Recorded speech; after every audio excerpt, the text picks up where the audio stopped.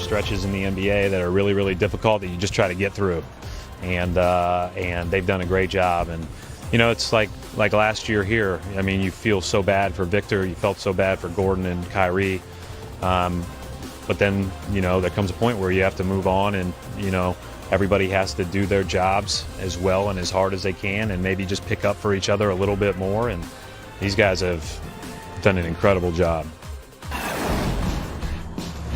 And we're with you until tip-off between the Pacers and Celtics coming up next on NBA TV as Kyrie Irving and the Celtics will pass the Pacers for fourth in the Eastern Conference playoff picture if they win this one.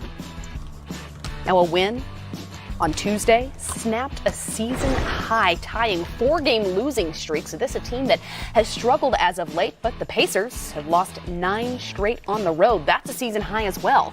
They've gone 1-5 in their last 6 games, and both of these teams are 7-10 since the All-Star break.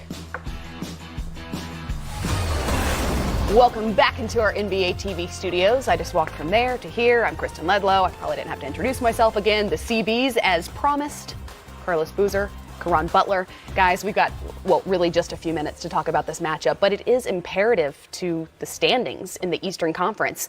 These two teams, at this point, struggling in the season, heading into a postseason run, but we would have thought it would be a reasonable expectation for the Pacers to be struggling without Victor Oladipo in this lineup. No one would have thought that the Celtics would be struggling at this point. So as you laugh, what's going on? What's made the difference? Look, I think that you're trying to figure out in vertical order who's going to be the reliable pieces, particularly on the offensive end of the floor. And we was just talking about it prior to coming out. I was just like, when speaking with Coach Brad Stevens, he had touched on the fact that it's important that Al Horford be that guy, because he's been in those battles. He has the wealth of experience and knowledge how to approach these games. So you have Kyrie Irving, who's a closer, the ultimate closer, champion.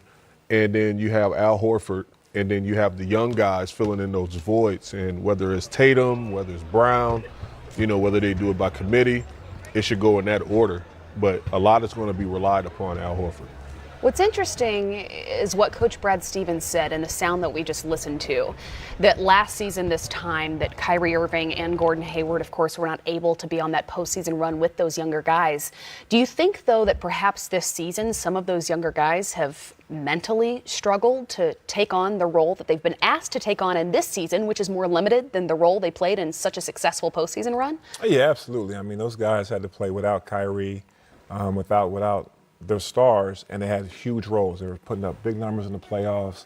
You saw guys, Tatum stepped up in a monster way. Brown had a bigger role. And this year, those guys, especially Rozier, because Kyrie's back, less minutes means lesser role.